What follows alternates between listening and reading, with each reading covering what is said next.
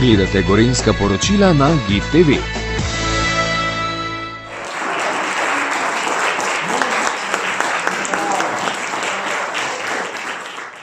Čisto zares, ena velika hvala vsem volivkam in volivcem, da so vzeli to sporočilo zares.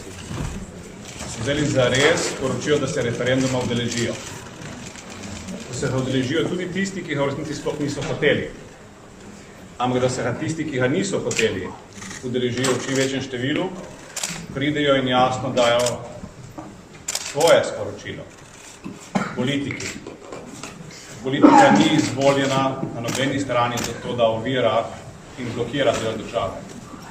Ampak da ima politika en sam cilj in to je, da dela v korist ljudi. Vseh državljank in državljanov.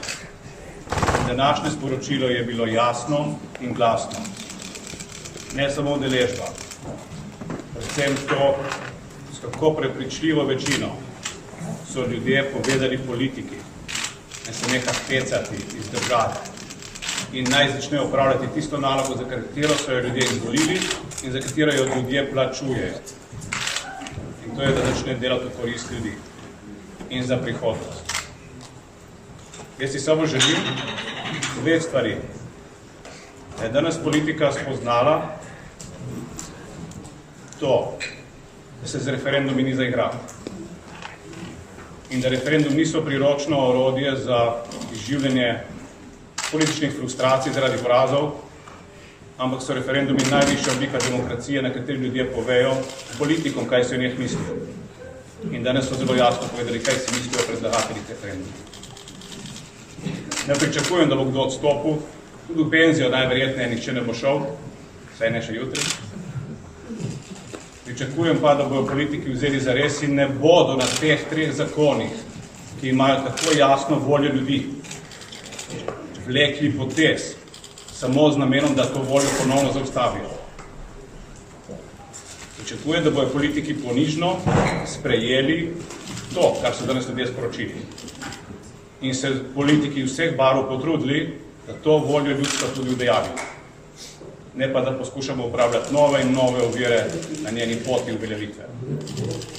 Če bomo pri tem uspešni, verjamem, da bomo vsi skupaj pokazali zrelost, verjamem, da bomo vsi skupaj od jutri naprej živeli v boljši Sloveniji.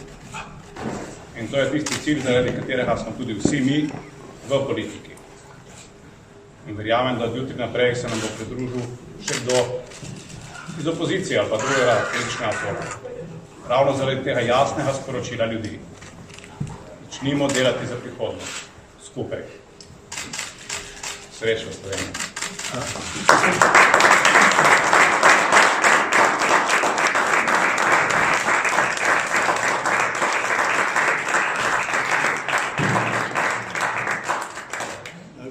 Eden od referendumov seveda je bil tudi zakon o vladi, ta zdaj prinaša spremembe v vladni strukturi, torej kakšne spremembe sledijo, gospod Luka Mesec ostal na ministrstvu, ki ga je vodil doslej, se seli na novo ministrstvo, kakšne bodo tu torej kadrovske poteze?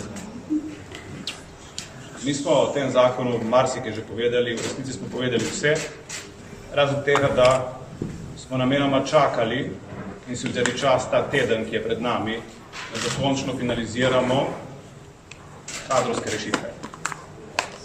Morali bojo bodoči ministri in tudi obstoječi ministri bojo morali opraviti kar nekaj zaslišanj v parlamentu.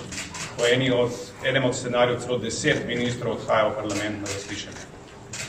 Kar pomeni, da bomo v tem tednu v parlamentu tudi poslali. Mi smo sicer zastavili si rok 15 dni po referendumu, ampak bomo ta teden dokončno finalizirali imena. Imena niso samo stvar mandatarja, so tudi stvar koalicijskih partneric.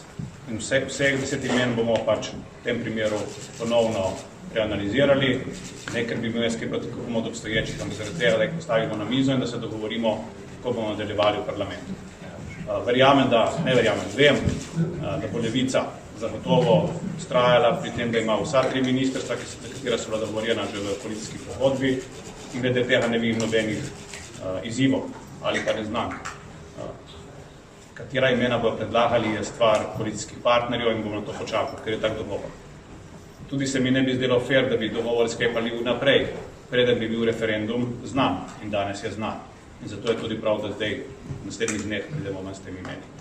Glede na to, da Luka Mesec stoji zraven mene, verjamem, da bo stal še dosti časa v tej vladi, tako da taki ali drugačni funkciji. Gospod premier, kako si predstavljate v bližnji prihodnosti RTV oziroma njegovo vlogo?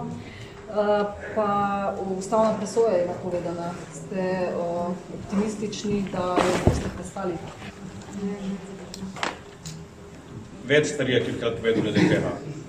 Prvič, zakon o RTV je po mojih informacijah bil daleč največjo podporo ljudi. Jaz verjamem, da nekaterim v tej politiki na desni strani ni mar za voljo ljudi. Ma mogoče bojo tokrat razmislili in se bojo vzdržali potez, ki so vnaprej obsojeni na neuspeh in ki v resnici ničesar ne zadržijo. Z tega vidika računam, da bojo vsaj v tem trenutku premogli del ponižnosti in predvsem treznosti. Ampak ja, pri nekateri se nikoli ne ve. Volja ljudi je tako jasna, ravno pri tem zakonu, da bi se res čudil, da ne bi prevahala tudi v glavah politikov. Tudi če se nič v zvezi s tem zakonom ne ponovno sproži, še vedno bo potreben čas, da se ta zakon uveljavi. Postopki, kako se bo preoblikoval, so dolgotrajni. Dolgotrajni predvsem zaradi tega, ker so spremembe velike, tako da spremembe čez noč ne bo. Verjamem pa, da bomo lahko v roku 2 mesecev imeli že novo, predvsem pa javno RTV.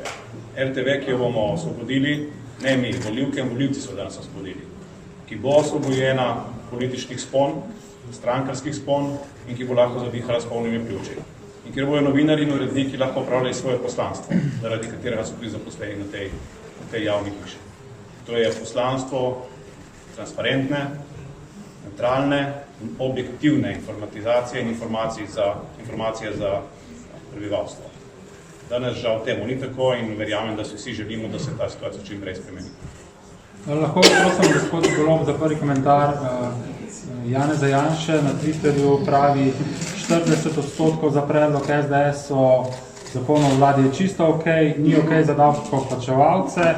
V SDS-u med drugim tudi menijo, da je bilo veliko medijskih manipulacij glede referendumov, da ljudje pravzaprav niso v resnici vedeli, o čem odločajo.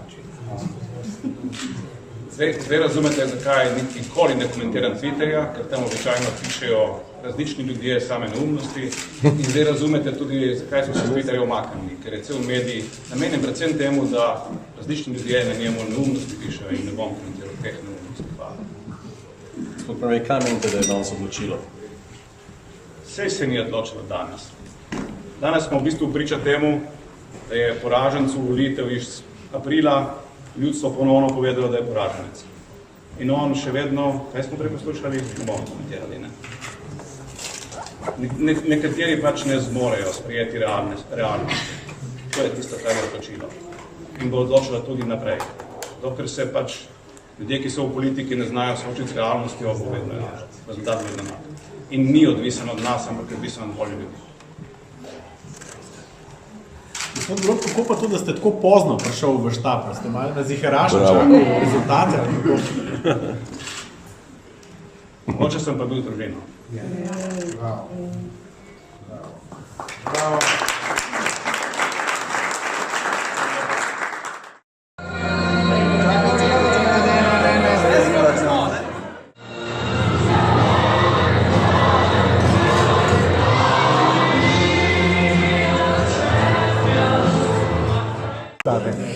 Jaz sem zelo vesela, da so se državljanke in državljani odzvali našemu klicu gremo zopet na volitve, ker vem, kolikokrat so že morali iti.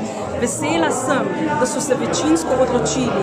Vem, da so to še neuradni in pa nepopolni rezultati, ampak kljub temu upam, da ne bom prehitro izrekla, da sem vesela, da živim v državi, kjer so se ljudje večinsko izrekli za demokracijo, za svobodo, za našo prihodnost in kjer so potrdili tisto, kar so že izbrali 24. aprila. Torej, da so potrdili danes, 27. novembra, da želimo živeti v državi, kjer bomo imeli pozitivno vlado, dobro organizirano vlado, ki bo naslovila vse težave, ki jih moramo nasloviti v časih, v katerih živimo.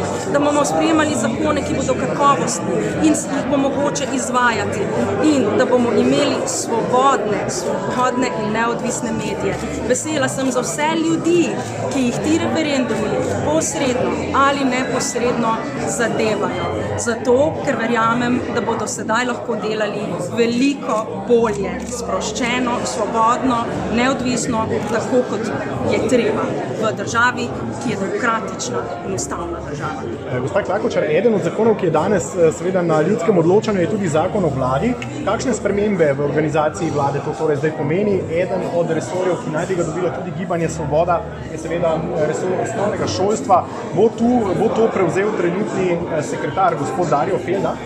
Jaz o tem ne bom špekulirala, to prepuščam vladi, tam so strokovnjaki, vsi ministri trenutno so izjemni strokovnjaki in vse nove resorje, se pravi, to bodo 3 novi resorji, ki bodo sedaj oblikovani z zakonom o vladi, bodo prevzeli enako strokovni in sposobni.